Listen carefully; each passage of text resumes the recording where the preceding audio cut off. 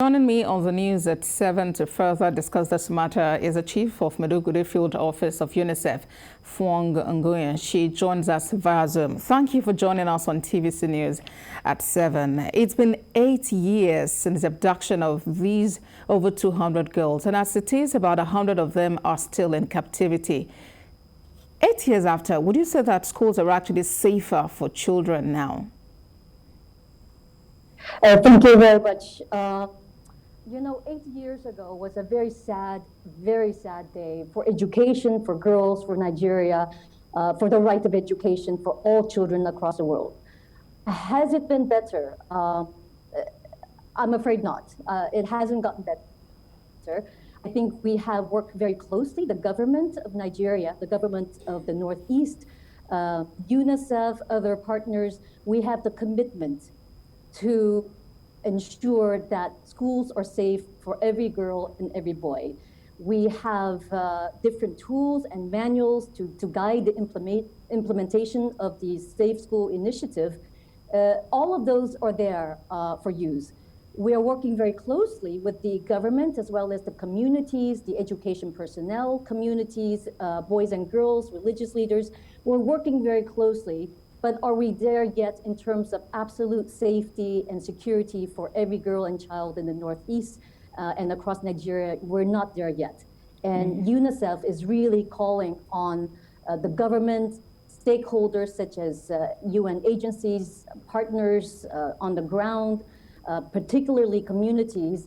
We need to do better. Girls and boys across Nigeria, and certainly here in the Northeast, demand us to do this, and it is our responsibility to keep them safe, particularly girls. Keep them safe, keep them enrolled in school, continue schooling, and to complete their schooling.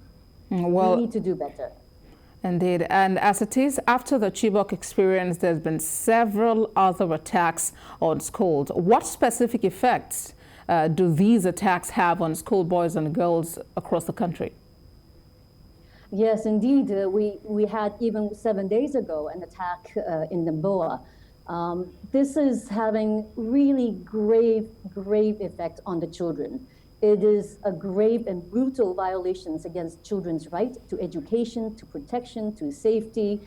And what it's doing is really affecting not only the psyche of children, but also the parents who we work very closely to ensure that they provide the support and enroll their girls and boys into school. So the fact that children are seeing their peers being abducted, seeing on television, reading about it, it has a lot of mental stress on children. Or do they feel safe in school when they're seeing other young children being abducted? No, of course they're not feeling very safe. So this is the reason why UNICEF is calling on all partners, and topmost is, of course, our government in Nigeria, to really step it up. We have the responsibility to protect children wherever they are. And so, like I said before, we have the tools to do this. We have resilience manual, we have the Safe School Declaration, and also the implementation plan to make sure that we are training personnel to safeguard the school. We are working closely with the military also to make sure that they have child protection actors working closely with them to really protect the rights of every child. We're working very closely on this, but we need to do more, and we need to take bolder measures and bolder steps to make this a reality, to keep children feeling safe and protected. Earlier you mentioned that government and stakeholders need to sit up and make this work. What specific efforts can be put in to ensure that schools are actually safe and that everyone is encouraged, everyone within the school age is encouraged to enroll and be part of a school system? Yes, absolutely. It starts off with making sure that at the school level, that we work with the school-based management team, education personnel, to identify what are some of those key risks when it comes to the safety of schools. So those risks can be armed attacks, it can be abduction of children, it can be flooding, it can be any fire violations. So it can be any number of risks and factors. So we need to work with the communities and with the government at different levels to make sure that they understand what those risks are. what do we do after that? We need to make sure that they understand what are some of the mitigating measures that could be used to do that.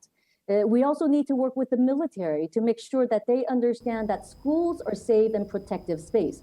So that's to say that when there is a conflict or armed attacks and so forth, that the military also makes sure that they're leaving those school and education facilities safe and protected. So that's to say they don't overtake the school and use that school space for other reasons than for learning. We also want to make sure that the child protection actors are working very closely with the military apparatus to make sure that this is well understood. So there are key responsibilities at different levels, from the military to the police to the education personnel. So there are a host of different stakeholders who need to step up the game for this. Right, so everyone has a role to play and everyone needs to get on their toes. Chief of Maiduguri Field Office of UNICEF, Phuong Nguyen, joined us from Maiduguri. Thank you for joining us on TVC News at 7. Thank you very much.